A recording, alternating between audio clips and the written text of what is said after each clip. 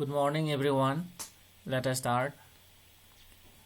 Today we shall revise the first chapter, India, size and location. Now I shall present my screen.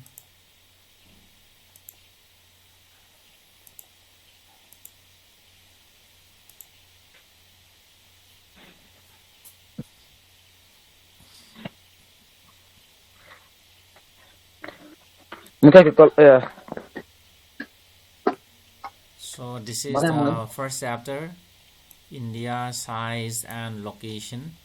Now let us read. We have locations. So where is India located? Let us read. Okay. So about the location of a place, we have to give with reference to something. Okay. So for example, here, let us say here we have a mountain, and your house is here or your village is here.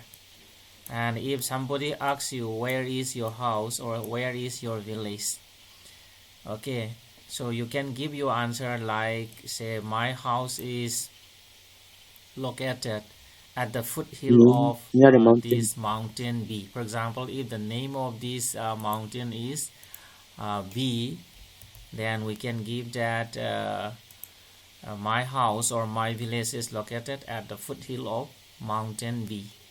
So in this way, whenever we give location of place, then we have to give with reference to a permanent natural feature, okay, or a man-made feature.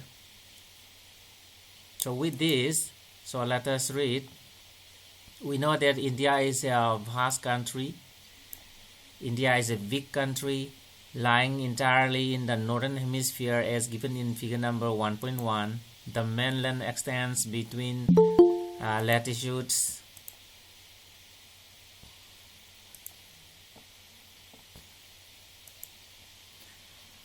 degree 4' north and 37 degree 6' north, and longitudes 68 degree 7' east and 97 degree 25' east. Okay, so here as mentioned in the book, okay, India is located entirely in the northern hemisphere as indicated in this figure number 1.1.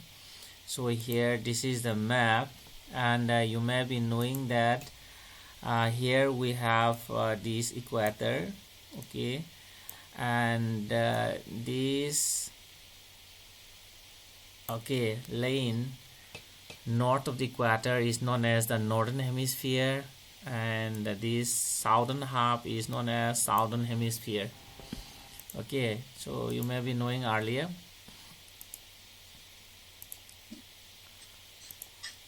So this is known as what? Northern hemisphere.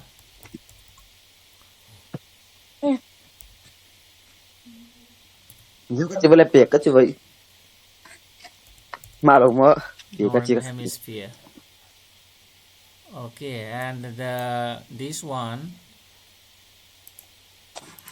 and this is known as southern hemisphere, and we know that India is here, okay, and that means India lies entirely in the northern hemisphere since we have equator here.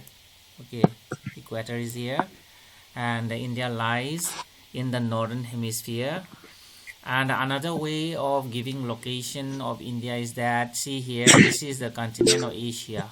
Okay, we have Asia here, and we can give the location of India like this. India lies in the south central part of Asia. Okay, so here this is the continent of Asia. Okay, and here this side is south and this is north. Okay, and here we have east and we have west. So India is here. That means India lies in the south central part of Asia. Okay, So another way of giving a location of India is that we can give with reference to these lines of longitude and latitude. See here, so these are lines of latitude: 15 degree north, 30 degree north, 45 degree north, 60 degree north, and likewise these are longitudes.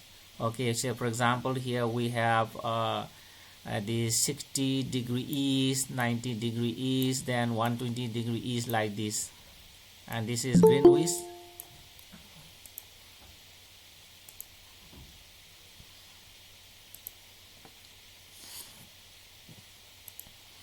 And this side we have west. Okay, so as mentioned in our book, India is extended between latitudes 8 degree 4 minute north and 37 degree 6 minute north, and longitude 68 degree 7 minute east and 97 degree 25 minutes east.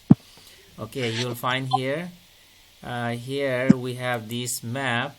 Okay, see here, here we have 68. Okay, we have 68. So what is this? This is 68 degree east. So India is extended between here, Gujarat, tip of Gujarat is here. This is 68 degree 7 minute east, and here we have 96 east. Okay, 96 degree east, and here we have the end of this Arunachal Pradesh, and this is 97 degree 25 minute east.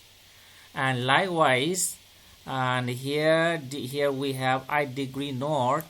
Okay, and so this is Kanyakumari, the southernmost point of mainland India, and this is 8 degree 4 minute north, and here we have 37. This is 37 degree 6 minute east, sorry, north. Okay, because we have this 36 north. So this line of longitude is 36 degree north, and hence this is 37 degree 6 minute north. So in this way we can give the location of India. Okay, with reference to the lines of longitude and the latitude. Remember, India is located entirely in the northern hemisphere. Okay, and it lies between latitude 8 degree north, 8 degree 4 minute north, and 37 degree 6 minute north, and longitude 68 degree 7 minute east and 97 degree 25 minute east. So this is the location of India. The Tropic of Cancer, that is 23 degree 30 minute north, divide the country into almost 2 equal parts. To southeast and southwest of the mainland lies the Andaman Nicobar Islands and the Lakshadweep Islands in the Bay of Bengal and the Arabian Sea respectively. Okay, just see, let us see this map again. And here this line, okay, this line is what we call Tropic of Cancer, and its value is 23 degree 30 minutes north. Okay, and this line of latitude divides India into 2 equal halves, as you see here. Okay, just see here, and here this is the northern half, and this is the southern half. That means this Tropic of Cancer divide India into 2 equal halves, and we have 2 island groups. Okay, so in the southwest we have these Lakshadweep Islands in the Arabian Sea, and in the southeast, okay, we have the Andaman and Nicobar Islands, that is in the Bay of Bengal. Okay, that is mentioned in the book. Here in the box we have an information. The southernmost point of Indian Union, known as Indira Point, got submerged under the sea water in 2004 during the tsunami. Okay, during the 2004 tsunami that was triggered by an earthquake in Indonesia. Okay, Because of that tsunami, Indira Point, the southernmost point of Indian Union, got submerged under the water. Okay, so let us see again this map. Indira Point is here. Okay, Indira Point is here, and this is known as Indira Point, southernmost point of Indian Union. It was submerged under the water in 2004. Okay. Any question? Are you clear, boys and girls? Please turn off your mic. Salome, please turn off your mic. Any question?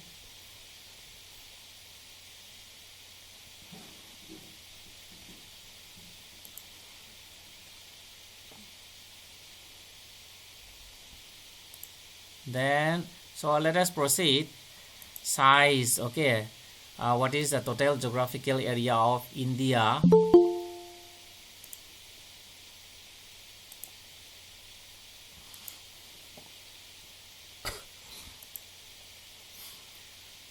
Size.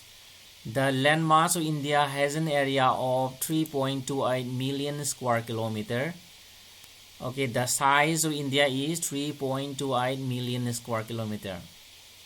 India's total area accounts for about 2.4% of the total geographical area of the world. Okay, India's geographical area accounts 2.4% of the total area of the world. And from figure number 1.2, it is clear that India is the 7th largest country of the world. Okay, India is the 7th largest country of the world, and the figure number 1.2 is here. Okay, and so India is here. The size of India is 3.28 million square kilometer, and the 7th largest in the world.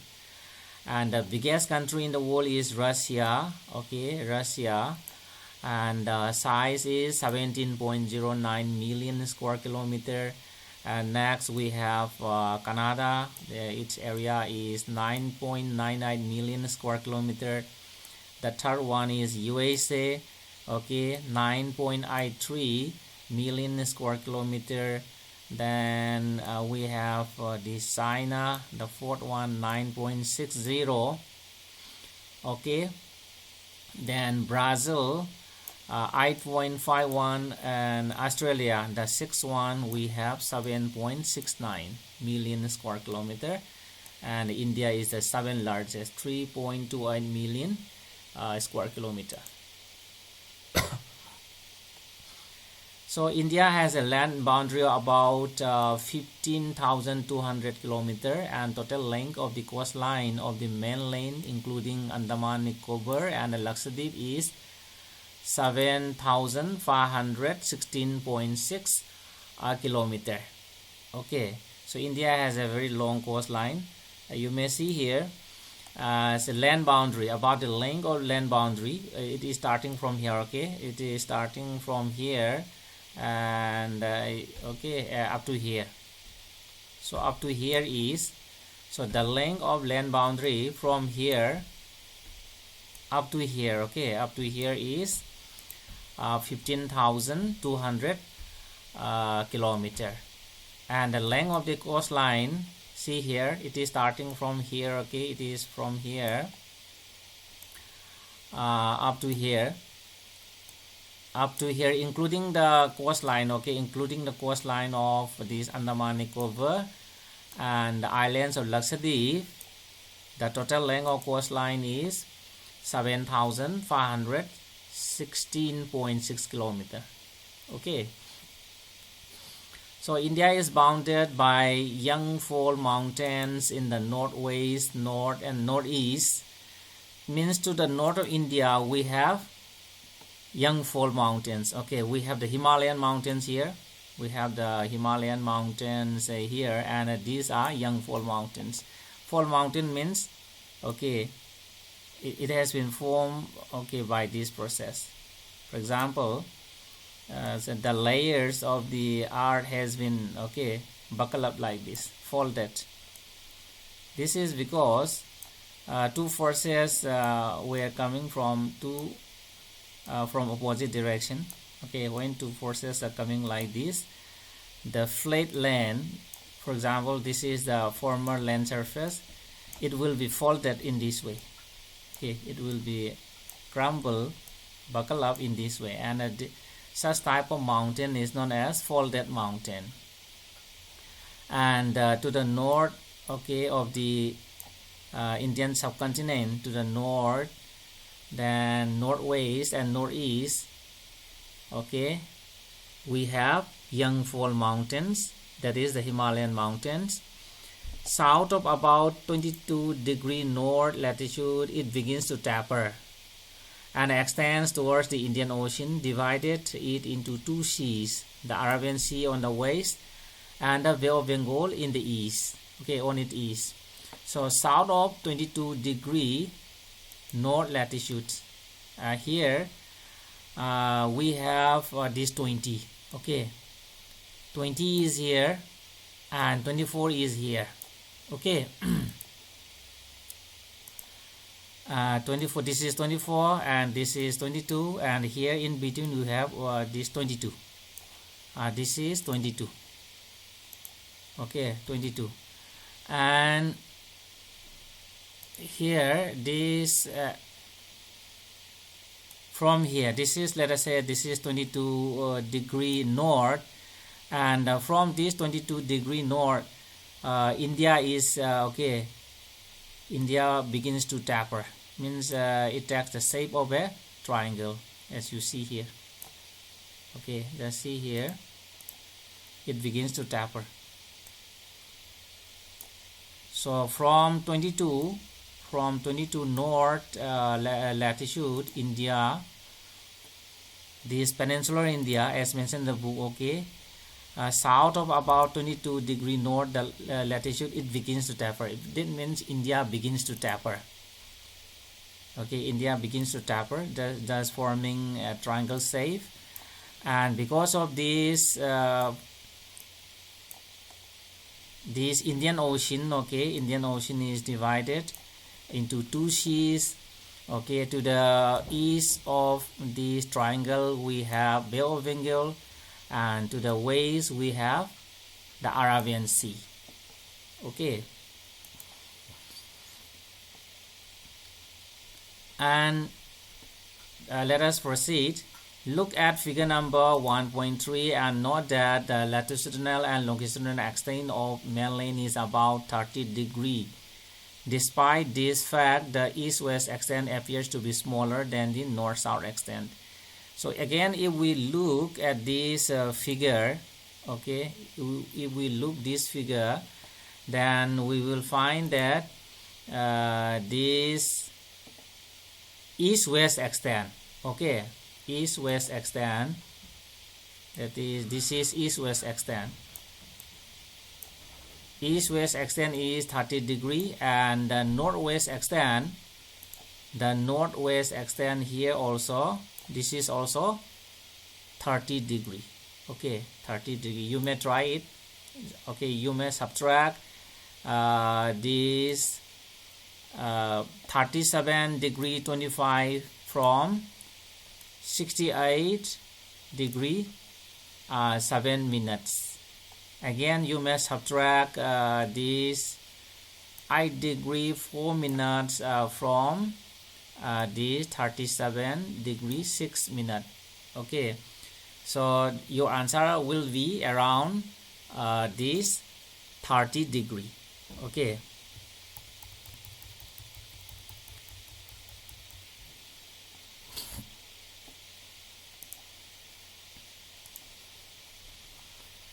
That means the longitudinal and the latitudinal extent is about this 30°. Okay, and from Gujarat to Arunachal Pradesh, there is a time lag of 2 hours. Hence, time along the standard meridian of India, that is 82° 30 minutes east, passing through Mirzapur in Uttar Pradesh, is taken as the standard time for the whole country.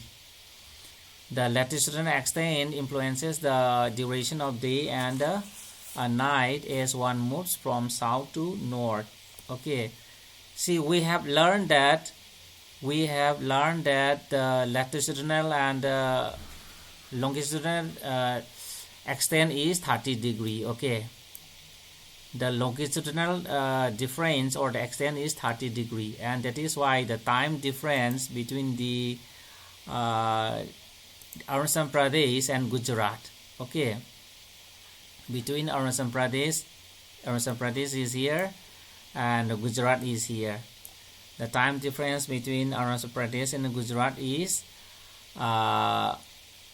2 hours, because for every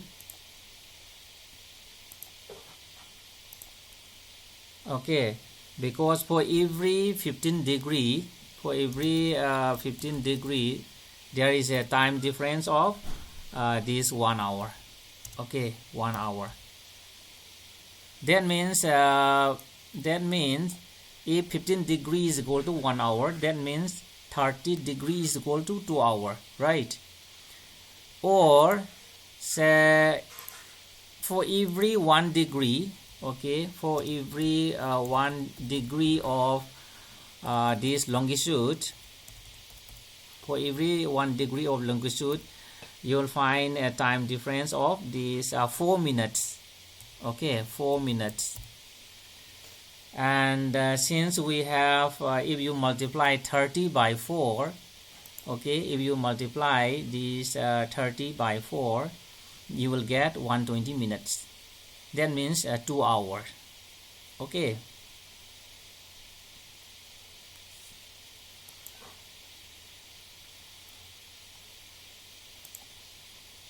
any question? Are you clear?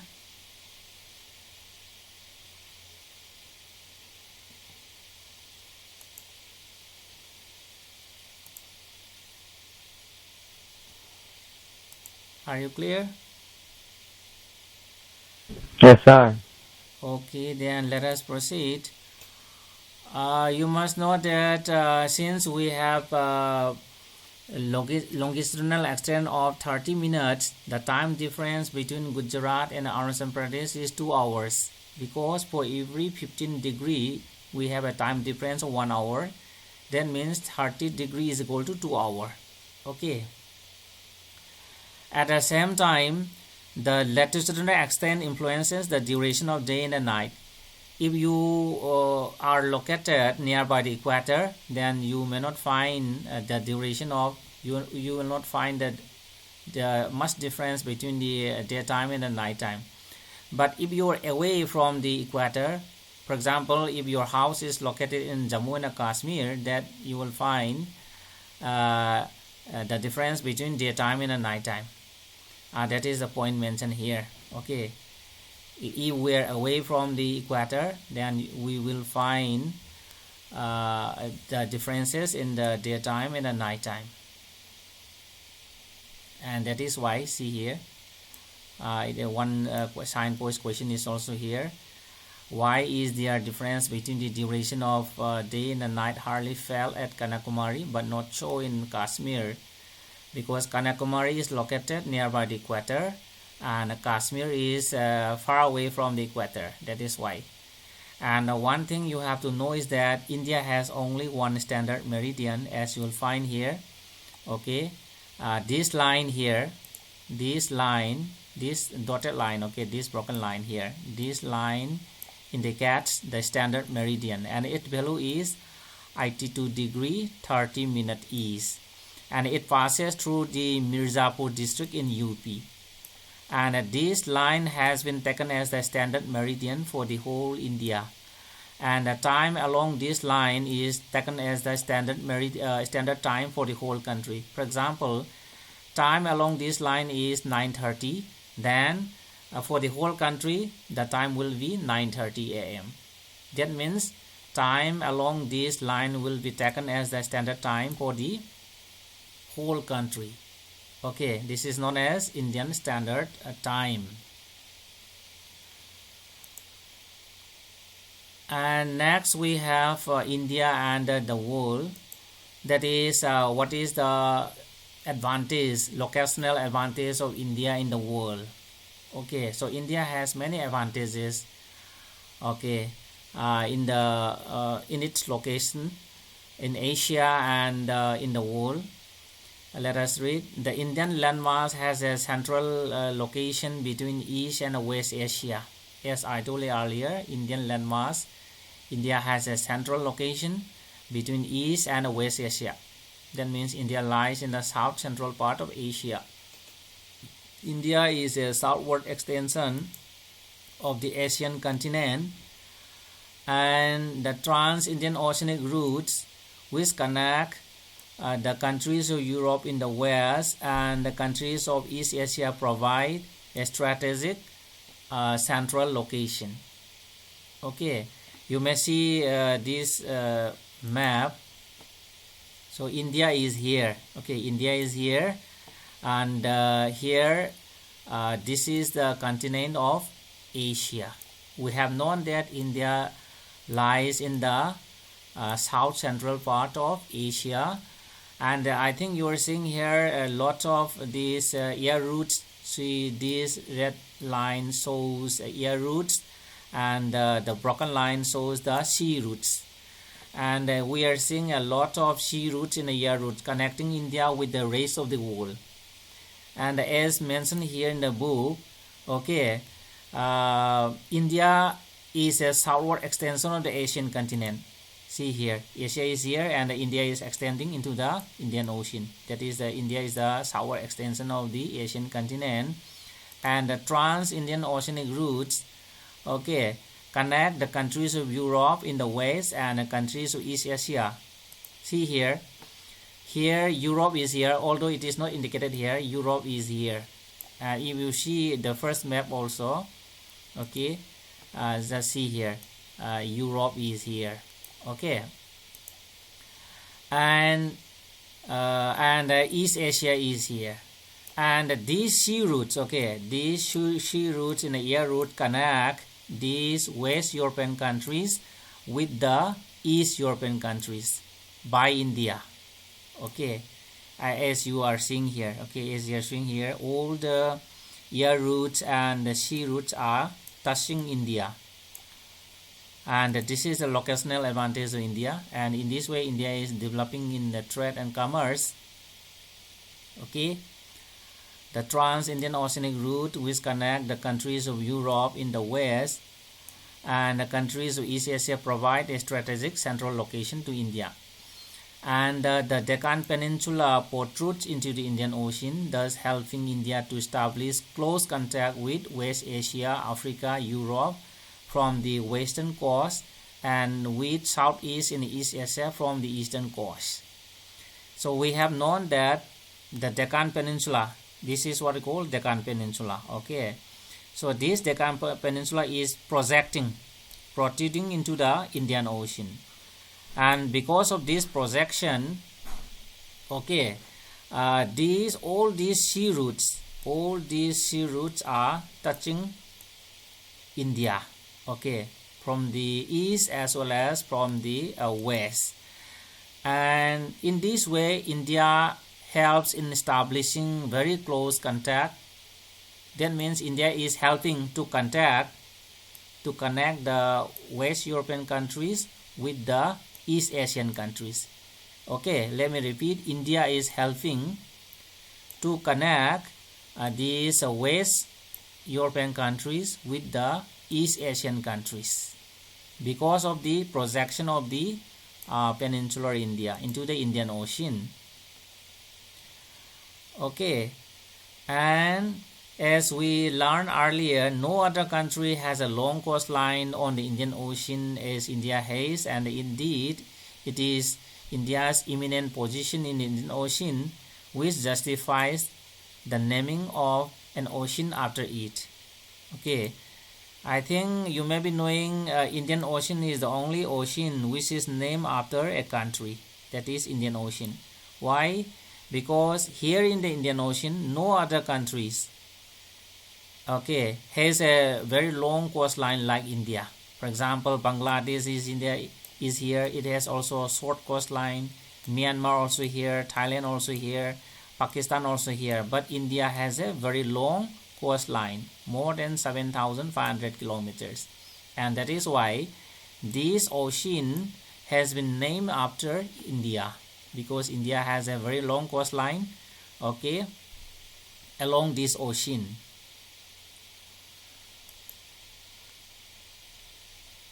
And here in the box is, since the opening of the Suez Canal in 1869, India's distance from Europe has been reduced by 7,000 kilometers.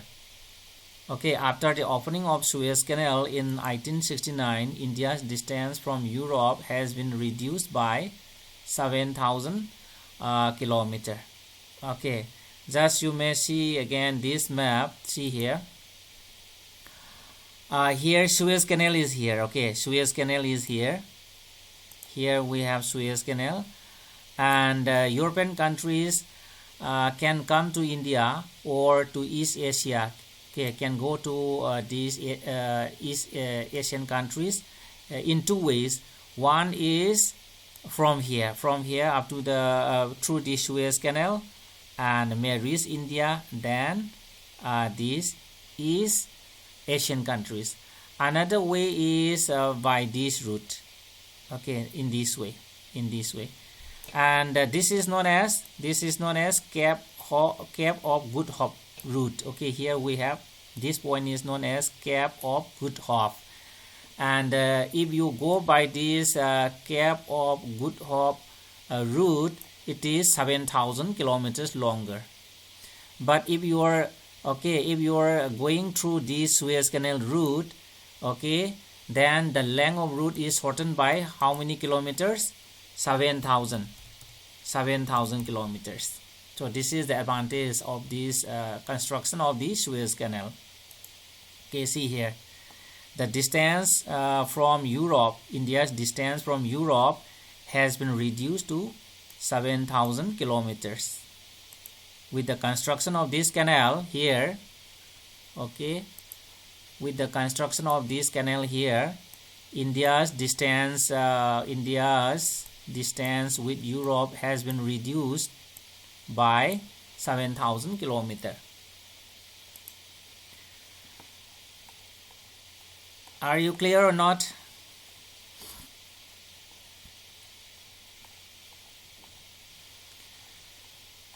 And see, India's contact with the world have continued through ages, but her relationship through the land routes are much older than her maritime contacts. So India's relationship through the land route are much older than the oceanic routes. This is because the various passes across the mountains in the north have provided passes to ancient travelers, while the ocean restricted to such interaction for a long time.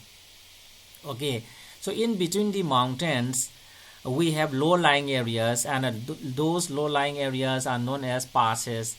Okay, so in the ancient times, so people used to cross the mountain through the passes, and because of those passes, India's contact with the rest of the world on the land route is very much older than the oceanic contacts. Okay, because for the going to other continents or the other countries by sea route, okay, was not developed in the ancient days. And these routes have contributed, okay, these land routes have contributed in the exchange of ideas and commodities since ancient times. The ideas of Upanishads and the Ramayana, stories of Panchtantra, the Indian numerals, and the decimal system thus could reach many parts of the world. So through the land routes as well as sometimes through the oceanic routes, the ideas of Upanishad, Ramayana, stories of Panchtantra, Indian numeral system, decimal system could reach many parts of the world. Okay, then the spices, the muslins, and other merchandise were taken from India to different countries. Muslin, you know, this plain woven cotton fabric. Okay, India was very famous in the production of spices, then muslin, okay, plain woven cotton fabric, and other merchandise items were taken from India to different countries through the land routes. On the other hand, the sculpture, Okay, the influence of Greek sculpture, the architectural styles of dome and minarets from West Asia can be seen in different parts of our country. So in this way, there was exchange of ideas, there was exchange of commodities through the land routes as well as sea routes. Okay, so Indian philosophy, Indian numeral systems, okay, went away to the rest of the world. At the same time, architectural styles of Greeks, like these architectural styles of domes of Greeks, then minaret, that is the pillars, okay, from West Asia can be seen in different parts of the country. So in this way, there was exchange of ideas and culture between India and the rest of the world. And the last part, we have these India's neighbors. Okay, see, before we start, how many states and union territories are there in India? We have known that India occupies an important strategic position in South Asia, that we have just discussed earlier. And we must know that India has 28 states and 9 union territories at present. Okay, figure number 1.5 shows the same. India has 28 states and 9 union territories. There was only 7 union territories, but now we have these 9 union territories. Okay, India shares land boundaries with Pakistan and Afghanistan in the northwest, China, that is Tibet, Nepal, Bhutan in the north, Myanmar and Bangladesh in the east. Okay, our southern neighbors across the sea consist of 2 island countries, namely the Sri Lanka and Maldives. Okay, Sri Lanka and Maldives. Sri Lanka is separated from India by a narrow channel of sea formed by Palk Strait and Gulf of Mannar, and the Maldives Islands are situated to the south of Lakshadweep Islands. So let us see this figure number. This is figure number 1.5. Okay, so this is the figure number 1.5. If you count the total number of states, it is 28. Okay, so Jammu and Kashmir once was a state, but now it has been divided into 2 union territories. Okay, so we have Ladakh. This is Ladakh Union Territory Ladakh, and this is the Union Territory of Jammu and Kashmir. Okay, so other Union Territories we have this Delhi. Okay, this here we have Daman and Diu, then Dadra and Nagar Haveli. Okay, Puducherry is here. Okay, here we have Puducherry and Puducherry. Here we have the Andaman Nicobar Island. This is also Union Territory, and this is also Union Territory, Lakshadweep Islands. Okay, and these are the 2 island countries. See here, Sri Lanka. This is our neighbor. Okay, island country, and here we have this Maldives. Okay, Maldives is here. This is Maldives. This is also our neighboring country. And so in the west and the northwest, we have this neighboring country Pakistan, then Afghanistan. Okay, and in the north we have China, that is Tibet. Okay, here we have China, then Nepal, Bhutan in the north, and in the east we have Myanmar. Okay, and in the south, we have to say south. Okay, we have this Bangladesh. So these are our neighboring countries. Okay, as mentioned there. And yes, Myanmar, Bangladesh in the east. Okay, we may say east also. And if you see this map, okay, see Rajasthan is the largest state in India in terms of area, and Goa is here. Goa is the smallest. Okay, smallest. Goa is the smallest state. in India.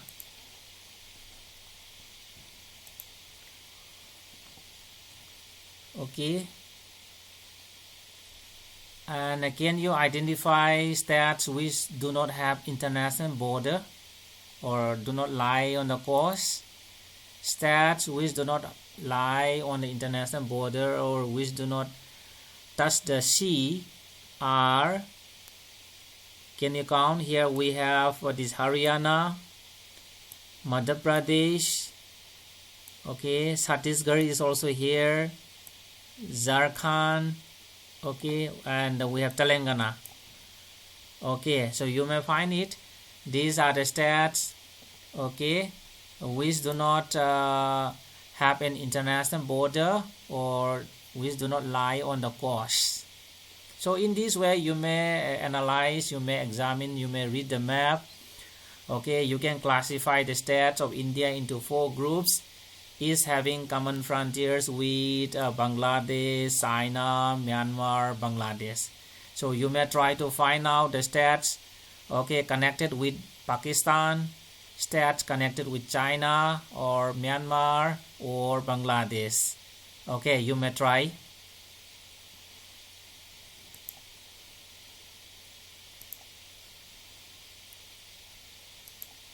So are you clear? Any question, boys and girls?